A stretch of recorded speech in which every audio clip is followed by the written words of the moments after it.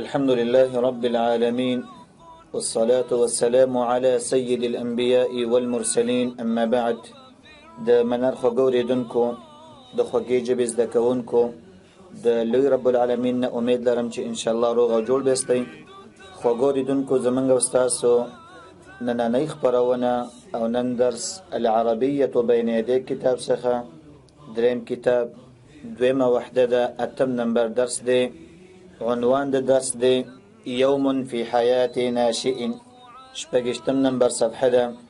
خوګوري دونکو په دغه درس کې موږ او تاسو یو څو خپرونې وکړلې، ځکه دا هغه موضوع ده چې تقریبا 10 فقرات لري، یعنی 10 برخې لري. موږ او تاسو شپږ برخې ته واغستلې، باقي 4 برخې چې دي وما اتم نهمه لسمه ده ان شاء الله نن واخلو، به دغه خلاصه اخلو او به موږ څنګه کولای شو چې په عربی ژبه کې د یو شخص په باره کې چې هغه څنګه ورځ تیری د جون حالات څنګه تعبیر کی. راځو خوګوري دونکو ومې برخې ته اول عبارت تاخلو، بیا ګورو چې کتاب والا سوی دا غزوان په باره کې چې هغه مسلمان ځوان دی چې هغه خپل ورځ څنګه تیری. سابعا ثم اذا عاد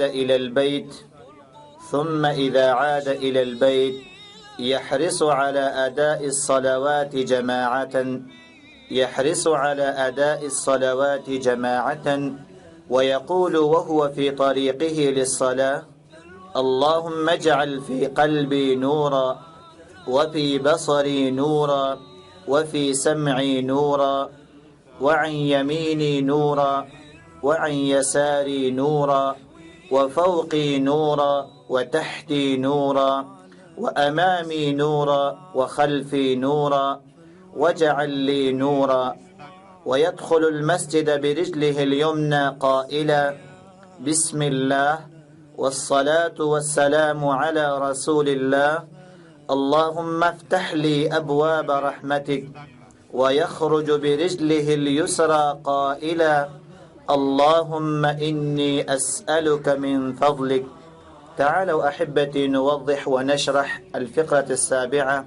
ماذا يقول صاحب الكتاب عن المسلم الشاب أو عن الشاب المسلم أو الناشئ المسلم؟ هنا الآن في هذه الفقرة يذكر لنا حينما يرجع هذا الشاب من العمل أو من الوظيفة أو من الجامعة إن كان طالبا ويأتي إلى البيت ماذا يحدث له وماذا يفعل في بيته. خوګوري دونکو په دې فقره کې موږ او تاسو ته دا واضحه کوي خبره زیات رسیدلې و چې یو مسلمان ځوان هغه خپل ورځ څنګه تیری. تر دې پورې موږ او تاسو اغستو کله چې کار ته لاړ شي یا فنتون ته لاړ شي یا تدریس ته لاړ شي یا یو دفتر ته ځي، هغه په لاره کې کم آداب خیال ساتي او د خلکو سره په کومه طریقه باندې ملاویږي او معامله وکړي. اوس مثال کار ختم شو، درس ختم شو، وظیفه ختم شو له یا دارنګ کار ختم شو، واپس کور ته راځي، داغه نورسته بس کوي، داغه وضاحت مونږ ته کوي. سوي ثم اذا عاد الى البيت، کله چې واپس شي، عاد معنا واپس شي. ذهب ابي الى العمره وعاد بالامس، لار مثل عمرته واپس رااله. ذهب أخي إلى الجامعة وعاد الساعة 8، ورور ملارو فنتون تا واپس لارو. ذهب صديقي إلى المسجد وعاد بعد أداء الجماعة، ملګری ملارو جماعت ته د مانځنه وروسته واپس رااله. عاد په هغه وخت استعمالیږي چې یو کرته مزل وکي واپسې د غزنه کیږي. ثم إذا عاد إلى البيت، يعني الشاب المسلم حينما يرجع إلى البيت بعد الجامعة ماذا يفعل؟ کله چې واپس شي کور ته، د کار نه واپس شو، د فنتون نه واپس شو، د مدرسې نه واپس، يحرص على أداء الصلوات جماعة. دغه ځوان سره به څه کوي؟ ډیر زیات حرص کوي، خواري کوي، کوشش کوي على أداء الصلوات جماعة، چې باقي منځونه چې هغه 4 پاتې کېږي، سحر منځ خو په جمع سره کړی دی، چې هغه ادا کې جماعة په جماعت سره، په جمع سره. الصلاة مفرد، جمع ماذا؟ الصلوات. ويقول وهو في طريقه للصلاة، هذا الشاب حينما يخرج من البيت ويمشي إلى المسجد ماذا يقول في الطريق؟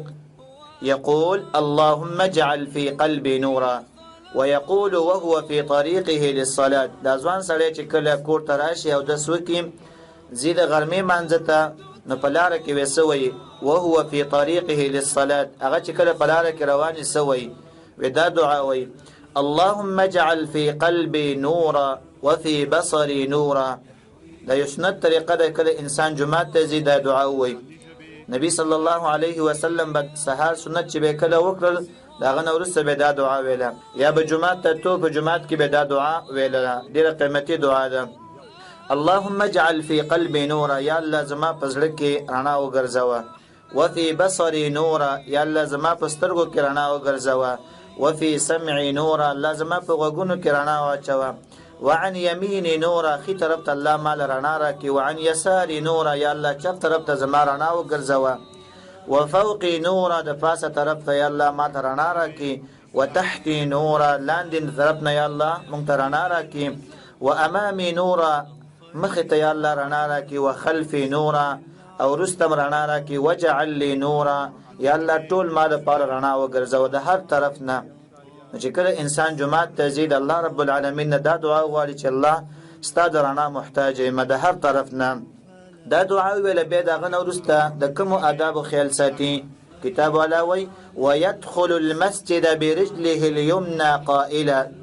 هذا الشاب حينما يدخل إلى المسجد يراعي آداب الدخول، فيقدم رجله اليمنى ويقول بسم الله والصلاة والسلام على رسول الله اللهم افتح لي أبواب رحمتك. ځوان سره چې کله جمعات ته نوځي ويدخل المسجد، جمعات ته چې کله نوځي برجله اليمنى، اوله کوم خپګ دي رجل خپې ته ویل کېږي، اليمنى خپه دا مخکې کوي ځکه چې جمعات پاک ځای دی نو هلته باید انسان څه وکړي اول ښي طرف مخکې کې په هر حالات کې قائلا. او په دې وخت کې دا ویونکی د دې دعا دی بسم الله، د الله په نوم باندې شروع کول. په هر کار کې باید انسان څه وکړي بسم الله ووایي. والصلاة والسلام على رسول الله، او درود شریف په نبی صلی الله علیه وسلم باندې ووایي. درود دی وی، رحمتونه دی وی، سلامتیا دی وی د الله پر رسول باندې. اللهم افتح لي ابواب رحمتك. جمعه ته چې کله انسان نوځي باید دا دعا ووایي یا الله افتح لي ابواب رحمتك، کلاو کما ته ستا د رحمت دروازې. نو چې انسان د دې آداب خیال وساتي او د الله نه غواړي چې الله ستا د رحمت دروازې ما ته کلاو کا، نو من يطرق باب احد يفتح له، څوک چې د چا دروازه ټکوي خامخا ورته کلاویږي. او موږ او تاسو الحمدلله به 15 وخت زو جمعات ته، نو چې هر ورځ د چا دروازه ټک کې کو په اول ځل کلاو نشي، په دویم کلاویږي، دویم کلاو نشي، دریم. وإن كان عدوا لك حينما تطرق بابه يفتح لك، اگر کستا یو غاړ دشمنم دی خو کته ته دروازه یو سوزل ټک ټک کې تاته به کلاوي. فكيف لا يفتح باب الله سبحانه وتعالى حينما يطرق المسلم باب الله سبحانه وتعالى. نو څنګه به د الله دروازه نه کلاویږي چې کله انسان بار بار 15 کرته د ورځې وایي اللهم افتح لي ابواب رحمتك. نو مهمه دعا ده خو ځان سره عادت کول غواړي.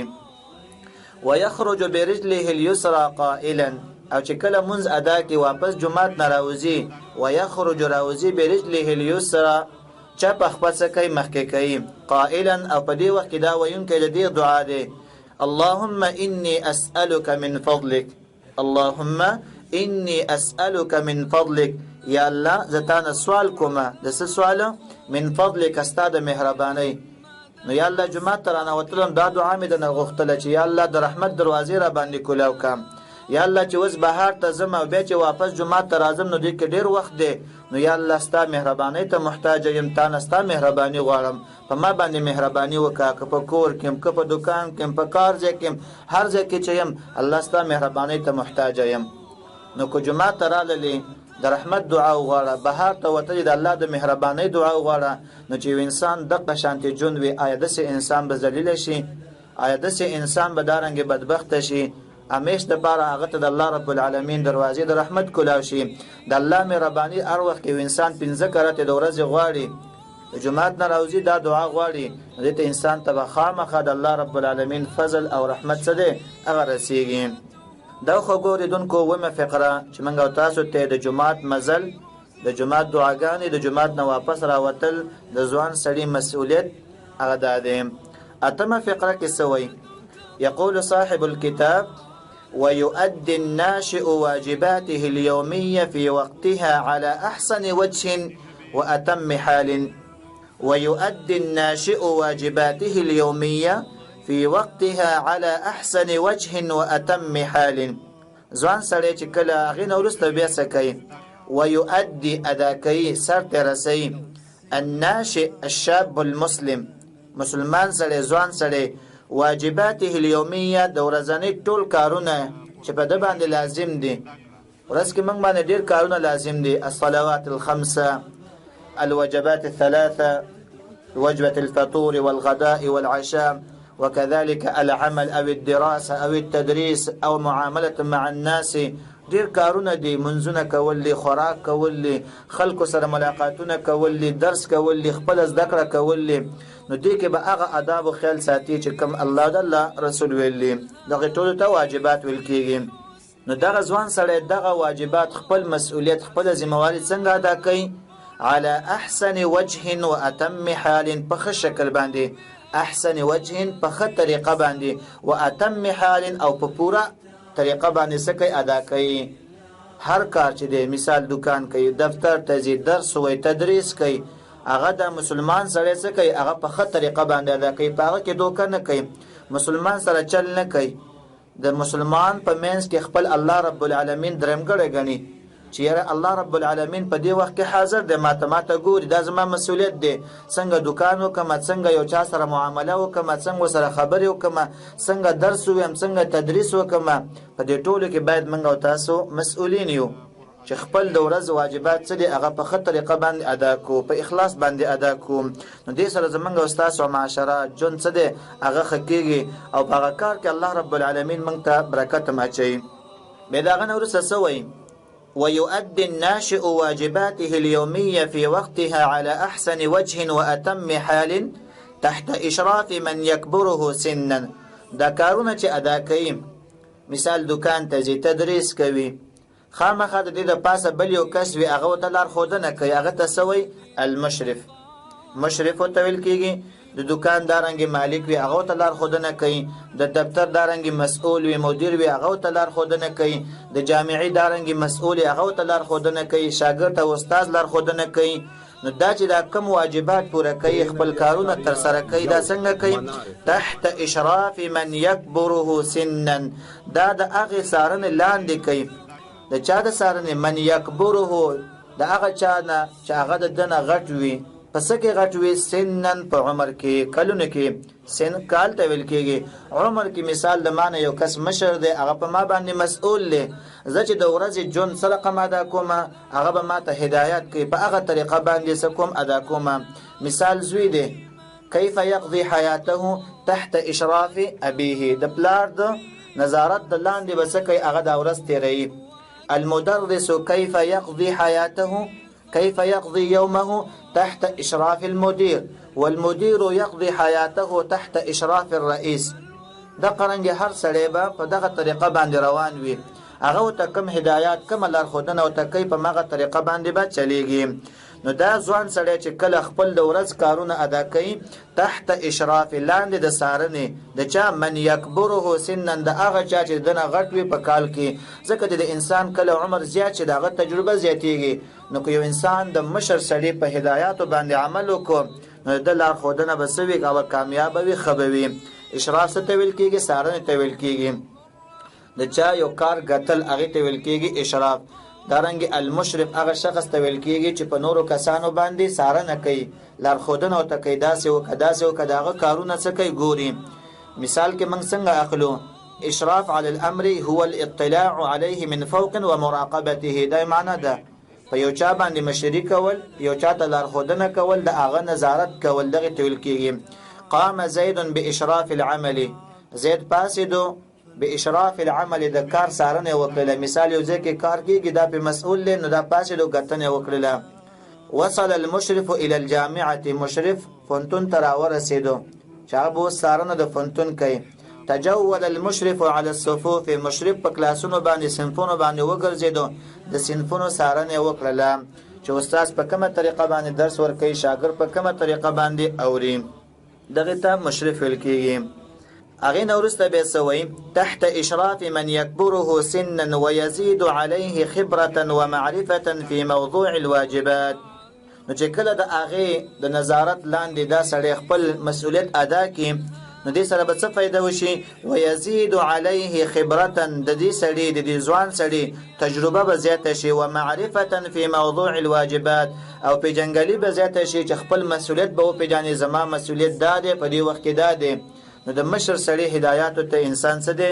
هغه حاجتمن او ضرورتمن وي، د پلار خبرې ته، د استاد خبرې ته، هر څوک چې تانه مشر وي د هغې تجربې باید څه وکړي؟ انسان احترام وکړي، دا کې ډېر خیر او فایده وي. خبره ویل کېږي تجربې ته. حتى يعطي الناشئ لزملائه صورة صادقة عن المسلم الجاد المتقن لعمله. کله چې انسان په دغه طریقه باندې خپل ورځ تیره کړي، نو بیا څه ګټه ده؟ وحتى يعطي الناشئ، و دغه خبرو باندې عمل وکړه تر دې چې ورکړي د ځوان سړی، حتى يعطي، ورکړي د ځوان سړی، الناشئ الشاب المسلم لزملائه، خپلو ملګرو ته، صورة صادقة عن المسلم الجاد المتقن لعمله، یو داسې شکل وړاندې کې مجتمع ته، ټولنې ته، ملګرو ته، الجاد المتقن لعمله، د هغه سړي شخص چې هغه یو مسلمان وي. الجاد، جاد ویل کېږي کره، ښه مسلمان چې هغه څه رقم ټولنه شکل وړاندې کوي یو ټولنې ته. المتقن للعمله، چې د خپل کار ډیر په اخلاص باندې کوي او ښه پوره کوي. اتقان څه ته ویل کېږي؟ مضبوطوالی ته ویل کېږي، چې زه خپل مسؤلیت په ښه طریقه باندې وړاندې کوم. نو چې یو انسان په دغه طریقه باندې خپلو ملګرو ته شکل وړاندې کړي، نو خلک هغه مثال کې ذکر کوي چې داسې کار وکړه لکه پلانکی چې کوي، ادرس کما یدرس فلان ابن فلان، اعمل کما یعمل فلان ابن فلان، عش فی المجتمع کما یعيش فلان ابن فلان. کله کله پلار زوی ته وایي که نه، یا بنیه عش کما یعيش فلان، داسې ژوند کوه لکه څنګه چې پلانکی ژوند کوي، ځکه هغه خپل مسؤلیت ادا کړی دی، هغه د مشرانو تجربې اخیستې دي، هغه باندې روان دی، نو یو ښه شکل یې ټولنې ته وړاندې کړی، نو خلک هغه مثال کې ذکر کوي.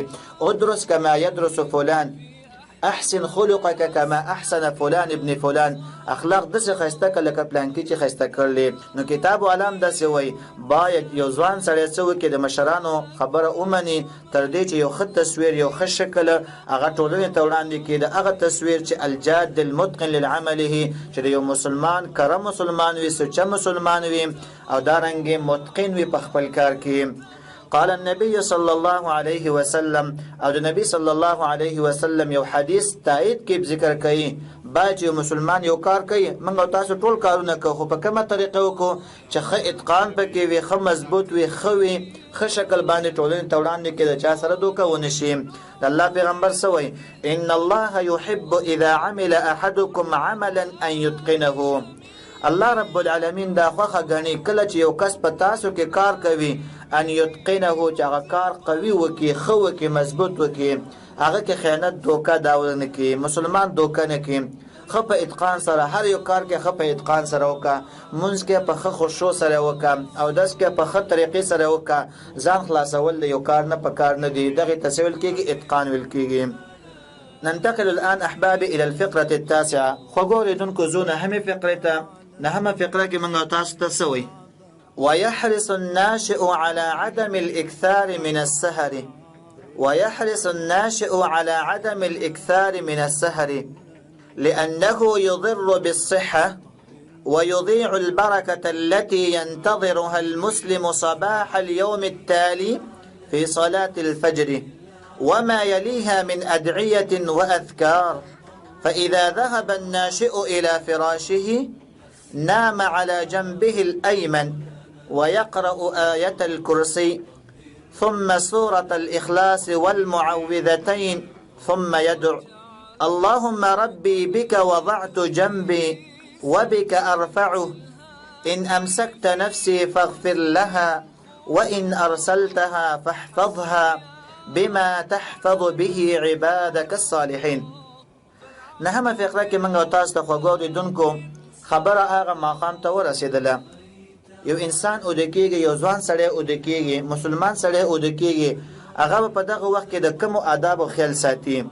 کتاب والا سوی ويحرص الناشئ على عدم الاكثار من السهر ډیر زیات حرص بکی خواري بکی الناشئ الشاب ځوان سړی على عدم الاكثار من السهر شوګری بنکی على عدم چې کله راشي په یو کار کې هغه څه معنا ورکوي وجود بنکی کار بنکوي عدم نشوالي ته ویل کیږي على عدم الاكثار من السهر السهر شوګری ته ویل کیږي نو زیاته شوګره د مسلمان سړی څه کوي نه کوي د شپې بلکې وختي او د کیږي تر دې چې وختي پاسيږي ويحرص الناشئ على عدم الاكثار من السهر ځوان سړی دا ډېر حرص کوي چې بیزایا او زیاته شوګره اونکي ولی لانه يضر بالصحه دا شوګری کول بیزایا دا د انسان صحت خرابوي يضر بالصحه ضرر ورکي نقصان ورکي صحت ته بل انسان د شپه الله رب العالمین د دې حکمت د پاره لګلې د ورځ انسان ستړي شي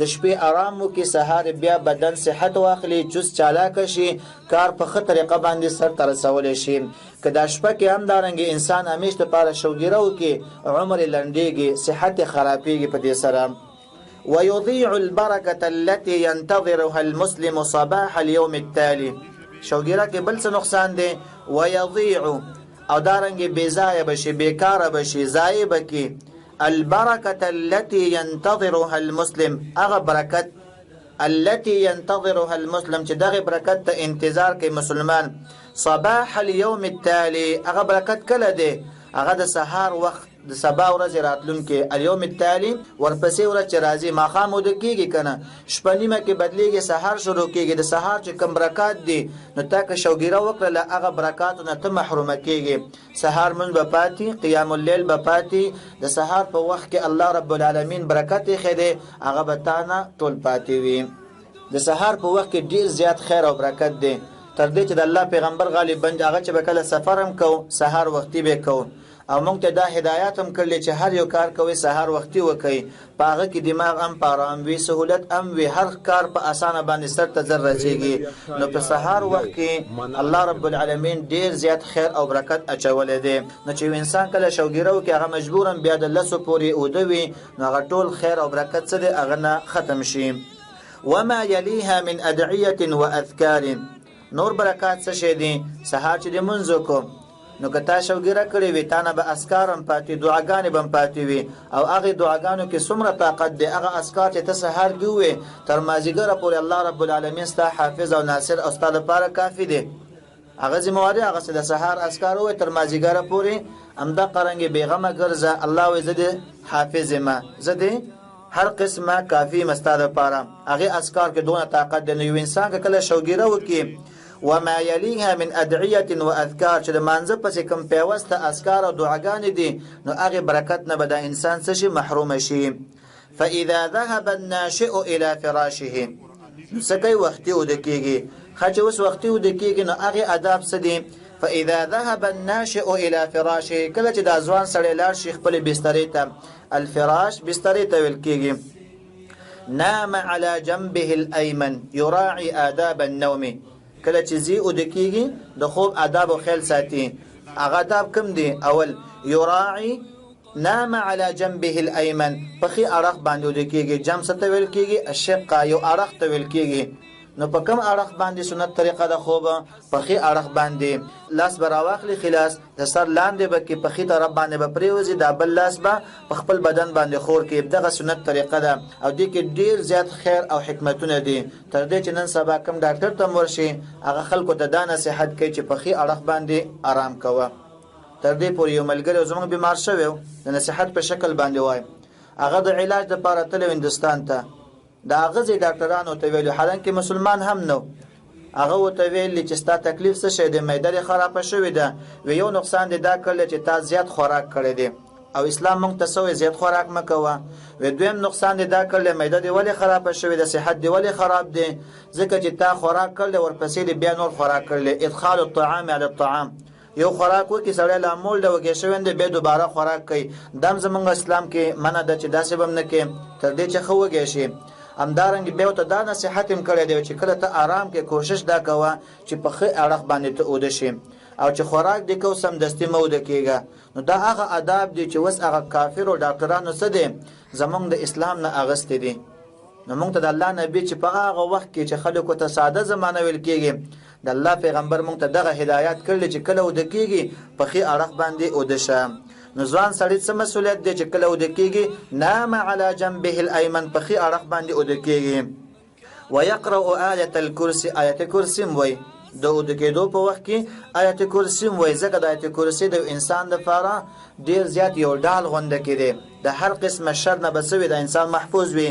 ثم سورة الإخلاص بقل والله أحد والمعوذتين أو قل أعوذ برب الفلق قل أعوذ برب الناس ديت معوذتين والكيجيم داوي.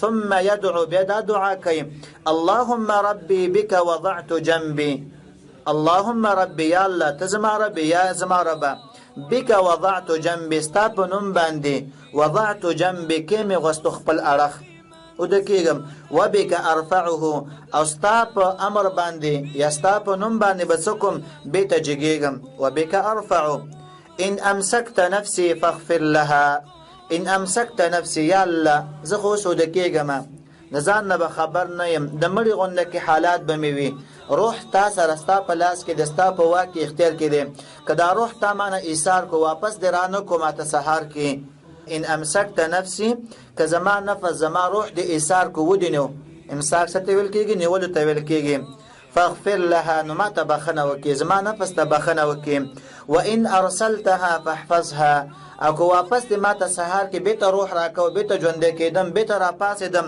نو فاحفظها به زما د نفس حفاظت وکا وی ساته په سباندې بما تحفظ به عبادك الصالحين فاغه سباندې چې تنه کان بندگان پاغه باندې ساتي. نو دا د خوب دعا ده ځکه انسان چې کله ود کېږي دا نفسونه ټول الله رب العالمین ته ونیس کدارنګ نیټه پوره نه وي د مرګ سحر واپس ورکی او کو نیټه د مرګ پوره وي الله رب العالمین روح ته سر کړی وي سحر چې انسان خلک ګوري आवाज ته کې چې پاسېګه اغه روح الله سر کړی روح تلوي اخرت طرف ته. نو په کارم دغه د چې انسان کله ود کېږي د ځان خبر نه وي نو په دې وخت کې په اودس باندې ود شي په خي اړخ باندې ود شي خلکو تعفو وکي دعاګانې وي ځان الله رب العالمین ته وسفاري. دغه بهترینه یو دعا ده ځکه الله قران کې وایي انسان چې کله ود کېږي روح د الله سره دی چاته واپس کوي نیټه پوره نه وي او چانه سو کې قبض کوي. لسمه فقره کې سوې خوګوریدونکو وایي وهكذا يقضي الناشئ يوما بل أياما مملوءة بالهدي النبوي ومملوءة بالخير والبر وبالسعادة عليه وعلى الناس جميعهم. لسما فقره کې وای د ځوان سړي اخرنه حالات بیانې وهكذا يقضي الناشئ يوما دا مخکې نه فقره تیر شولې و په دقه طریقه باندې یو مسلمان ځوان څه کوي د ورځې جون تیری بل أياما مملوءة بالهدي النبوي دا یو ورځ نه بلکې ټول د جون ورځې یوم مفرد دی ایام جمع راځي ټول ورځې مملوءه دا ډکه ساتي صدقا بالهدي النبوي د نبی صلی الله علیه وسلم په لار خودنو باندې دا غي په طریقه باندې سکه دا ورځې تیرې ومملوءه بالخير والبر ځوان سره سکه د خپل ورځې د جون دا په خیر او په نیکی کې ډکه لري مملوءه ډکوالی تویل کېږي دا د ستیروي ډکه د خیر نه او ډکه د نیکی نه کوشش کوي چې خلکو سره احسان وکړي خلکو سره نیکی وکړي خپل د ورځو کې سرمایه ځان لپاره جمع کړي خیر را جمع کړي وبالسعاده عليه وعلى الناس جميعهم او دارنګ نیکبختی د غورځ ډکوي خپل ځان د پاره او دارنګ نور خلکو ته سکی ګټه او نیکبختی ور برخه کوي.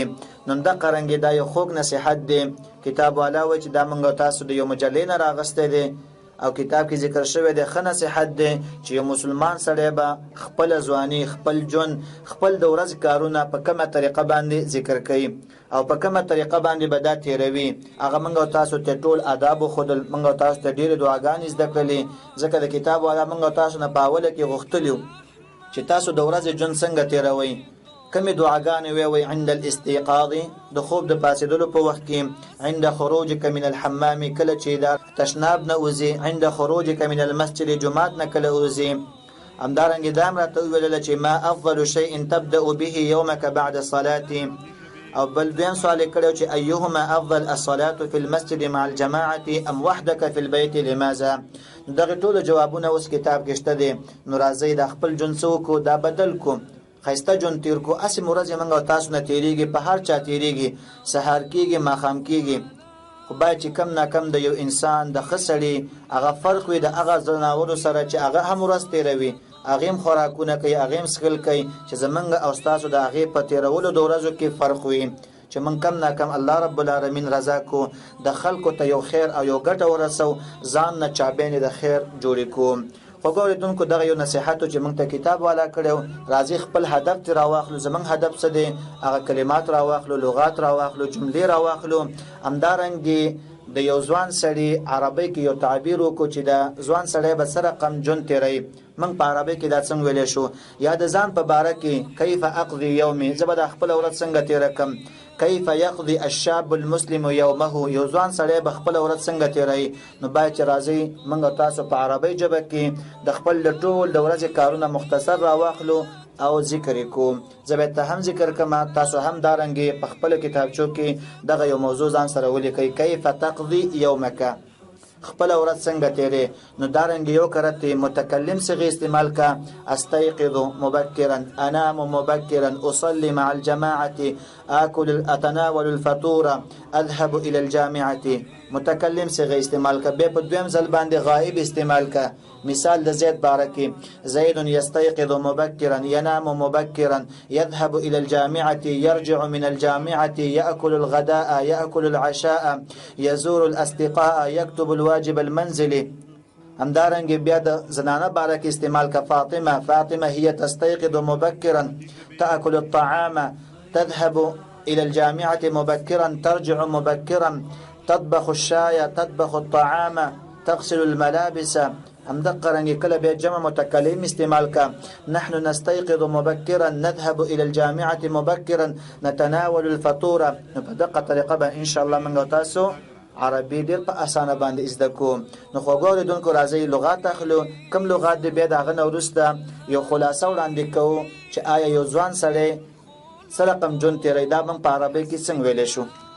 راځو هغه کلمات چې نن درس کې مونږ تاسو ته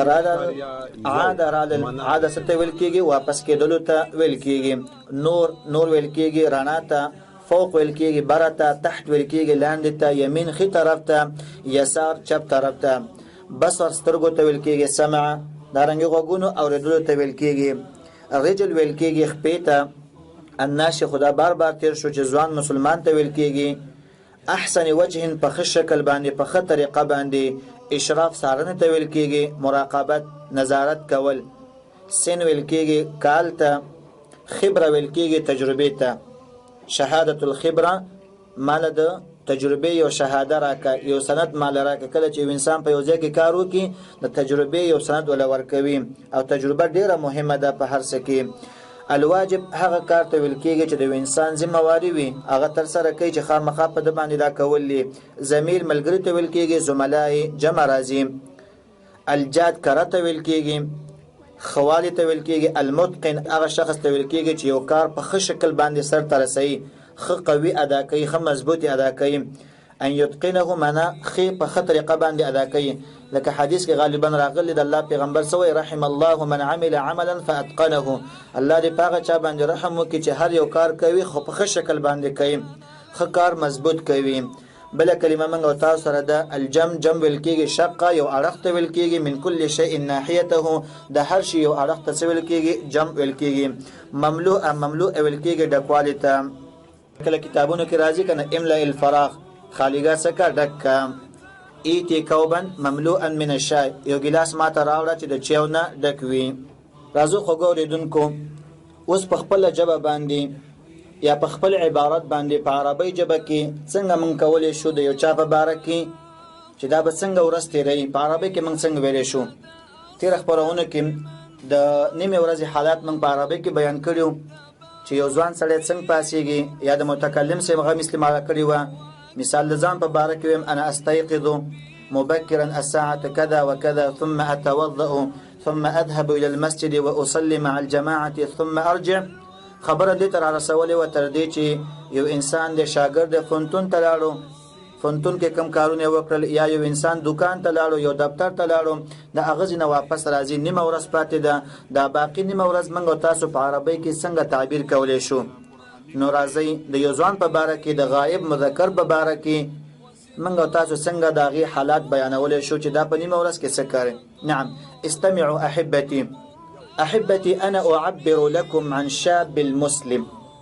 الشاب المسلم أو الناشئ المسلم كيف يقضي يومه أحبتي لقد شرحنا كيف يستيقظ كيف يصلي صلاة الفجر كيف يتناول الفطور كيف يجهز نفسه وكيف يمشي إلى الجامعة وماذا يفعل في الجامعة وكيف يرجع أما بعد الرجوع لقد وصلنا إلى صلاة الظهر الناشئ المسلم حينما يرجع من الجامعة إن كان طالبا مثلا أو من العمل إن كان عاملا يعمل في البقالة أو في الدكان أو في المكتب أو من التدريس حينما يرجع المدرس من التدريس مثلا الشاب الناشئ هو المدرس في الجامعة أو في المدرسة حينما يرجع إلى البيت ماذا يفعل؟ يجهز نفسه لصلاة الظهر يجهز معنا تياري كول تياري زان دغرمي منزل بارا ويذهب بعد الوضوء إلى المسجد إذا توضأ هذا الشاب أو هذا الناشئ المسلم بعد الوضوء يذهب إلى المسجد لأداء صلاة الظهر مع الجماعة ويهتم بأدعية المأثورة يعني يقرأ أذكار الصلاة ويقرأ أذكار دخول المسجد وخروج المسجد ويهتم عند خروج البيت بأذكار أو بدعاء خروج البيت وكذلك عند دخول المسجد بدعاء دخول المسجد اللهم افتح لي أبواب رحمتك فإذا أدى الصلاة بعد أداء الصلاة ماذا يفعل؟ يرجع إلى البيت ويتناول الغداء هو الطعام الشخص الذي يأكل في الظهر دغرمي خوراك تبلكيه ويتناول الغداء مع أسرته ويراعي آداب الأكل مثل ماذا؟ يغسل يديه قبل الأكل ويذكر اسم الله سبحانه وتعالى ويأكل بيمينه ويأكل مما يليه ولا يبدأ في الأكل قبل أبيه أو أمه يعني من هو أكبر منه لا يبدأ قبله ينتظر حتى يبدأ الكبير وإلى غير ذلك من آداب الطعام بعد أكل الطعام يتحرك قليلا ثم يستريح إلى قبيل صلاة العصر يعني ينام ويستريح إلى متى؟ إلى قبيل صلاة العصر ويستيقظ عند آذان العصر إذا سمع آذان العصر يستيقظ ماذا يفعل؟ يتوضأ ويؤدي صلاة العصر في المسجد أيضا أما بعد صلاة العصر هذا المسلم هذا الشاب هذا الناشئ ماذا يفعل؟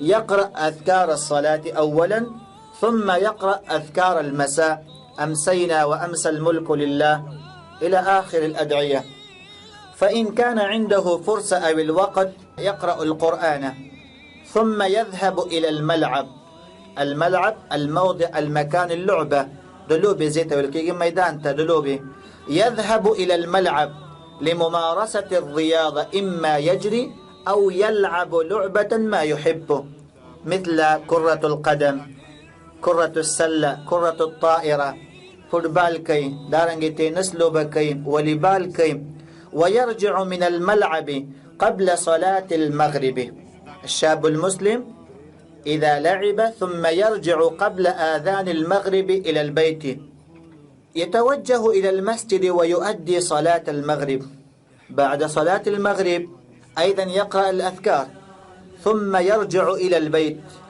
ويتناول العشاء هو الوجبة العشاء يعني وجبة الطعام الذي يأكل الإنسان بالليل بعد صلاة المغرب أو قبل صلاة العشاء أو بعد صلاة العشاء ثم ماذا يفعل؟